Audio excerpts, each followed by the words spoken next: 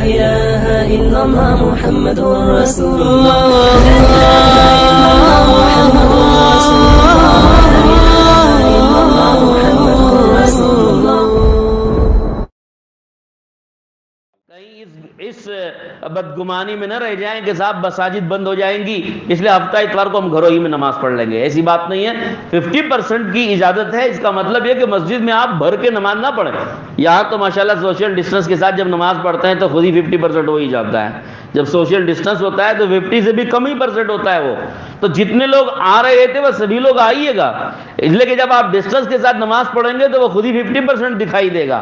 جب مل جل کے نماز پڑھتے ہیں تو پھر جو ہے بھرے بھرے رہتے ہیں نا. لیکن جب کھلے حصے میں نماز پڑھ رہے ہیں, الگ الگ نماز پڑھ رہے ہیں, تو پھر اس میں تعداد جو ہے وہ ہماری زیادہ نہیں معلوم ہوتی ہے. تو الغرض آپ حضرات سے گزارش ہے, ہمارے علماء کرام نے بھی گزارش کی ہے کہ حالات جو خراب ہو رہے ہیں ظاہری اعتبار سے بھی, دینی اعتبار سے بھی, دنیاوی اعتبار سے بھی جو حالات میں بگاڑ آ رہا ہے یہ سب کا سب ہمارے اعمال کے کرتوت سے ہو رہا ہے. تو ہم پہلے سب سے پہلے ہم یہ طے کریں ہمیں اپنے اعمال میں سدھار لانا ہے, ہمیں اپنے اندر کے بگاڑ کو دور کرنا ہے, اور اس کے پہلے ہمیں اللہ سے بھی معافی مانگنی ہے. ان دنوں میں خاص طور پر جو آ رہے ہیں, جو ابھی جو 2 دن جو اس میں جو کرفیو ڈالا جا رہا ہے جو ویکینڈز کا, اس کرفیو کے دن میں ہمارے علماء کی اور سب لوگوں کی گزارش ہے کہ اللہ کے لیے باہر پھرنے کی کوشش مت کیجیے. گھروں میں رہیے, سارے اپنے نوجوان بچوں کو گھروں میں رکھیے. اور گھروں میں رکھنے کا مطلب آپ کے بہترین موقع ہے تربیت کرنے کا.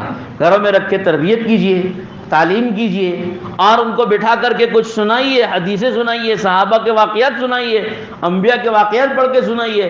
کم سے کم 1 گھنٹہ 1.5 گھنٹہ اپنے بچوں کو ساتھ میں لے کے بیٹھیں, اور صبح سے شام تک کا, بلکہ یوں ہونا چاہیے کیونکہ اسکول بھی بند ہو رہے ہیں اور بند ہو چکے ہیں پرائمری کے, اور تقریباً 9ویں جماعت تک, شروع جماعت سے 9ویں جماعت تک کی کلاسیں بند ہیں, بچے بھی گھر میں پڑے ہوئے ہیں, اب ان کی اسکول بھی نہیں ہے. تو اب ہمیں چاہیے کہ اس موقع کو غنیمت سمجھیں اور غنیمت سمجھ کر اپنے بچوں کے ساتھ وقت گزاریں.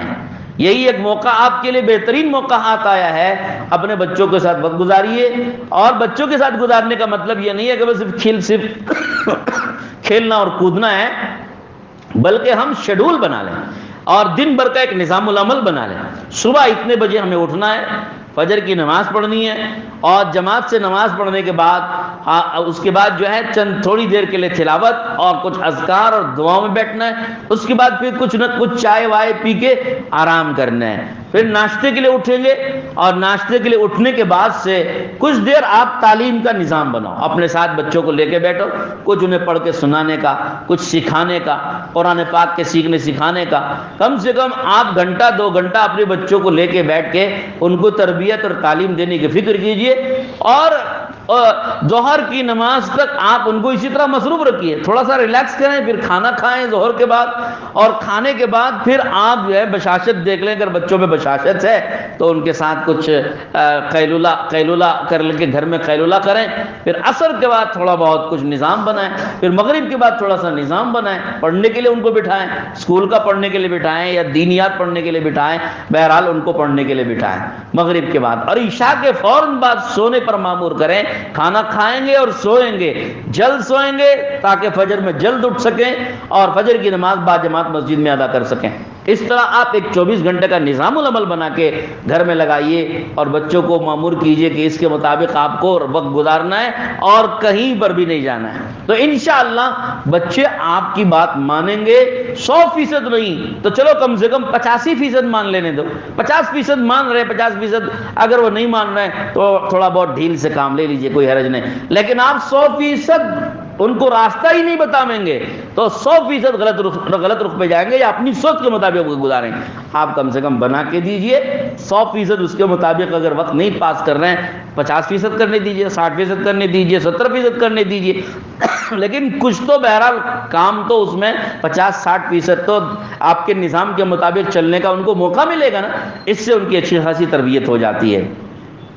اور اپنا بھی وقت صحیح گزاریں عبادتوں میں. علماء نے فرمایا کہ بھائی عبادتوں میں گزارو, اذکار میں گزارو, توبہ کرو, معافی مانگو. دن میں ایک وقت سب لوگوں کے ساتھ بیٹھ کے استغفار پڑھیے, لا الہ الا انت سبحانک انی کنت من الظالمین. یہ استغفار بھی ہے اور یہ قرآن کی آیت بھی ہے۔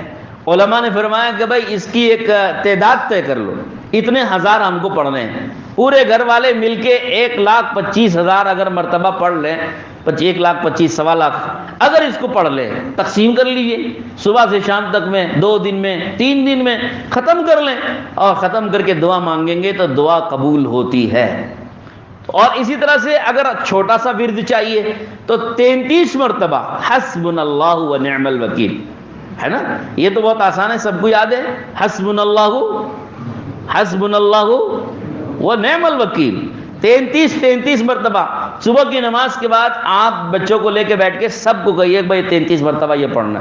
اس سے پہلے 7 مرتبہ درود شریف پڑھا لو، 3 مرتبہ سورہ اخلاص پڑھا لو، یعنی سورہ فاتحہ پڑھا لو، 3 مرتبہ سورہ اخلاص، 7 مرتبہ درود شریف، 3 مرتبہ سورہ فاتحہ، 3 مرتبہ سورہ اخلاص، قل هو اللہ احد کا سورہ۔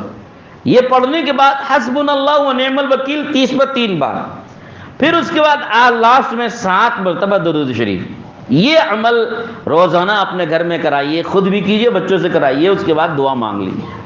اس کا ایک فائدہ علماء نے لکھا ہے، حضرت مفتی تقی عثمانی صاحب نے کسی بزرگ کے خواب میں جو حضور کی زیارت ہوئی تھی اس کے حوالے سے فرمایا ہے کہ موجودہ جو وبائی بیماری پھیل رہی ہے، اس وبائی بیماری سے حفاظت کے لیے یہ عمل ہے، ہر گھر میں ہر فرد سے اس کو چالو کرانا تاکہ اس وبائی بیماری سے سب جو ہے بچ سکیں، محفوظ رہ سکیں۔ کریں گے انشاءاللہ، اللہ تعالیٰ توفیق نصیب فرمائے۔ وآخر دعوانا لا الہ الا اللہ، لا الہ الا اللہ۔